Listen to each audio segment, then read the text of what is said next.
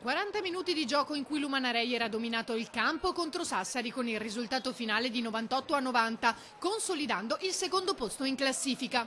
Abbiamo giocato credo una buona partita, una partita molto solida, molto attenta, direi 30 minuti quasi, non voglio dire perfetti, ma con tantissima intensità, alzando la difesa, un bellissimo atteggiamento da parte di tutti, sono riuscito ad avere tanto da tanti giocatori, tutti coinvolti. Credo che Sassari sia rientrata facendo veramente dei canestri, chiudendo con percentuali altissime da 3 punti, ma mi vengono in mente anche tanti tiri contestati. La presenza al rimbalzo, il controllo delle palle perse, la distribuzione dei passaggi con 23 assist ha fatto differenza e quindi una vittoria importante contro una squadra altrettanto importante e profondissima come la nostra.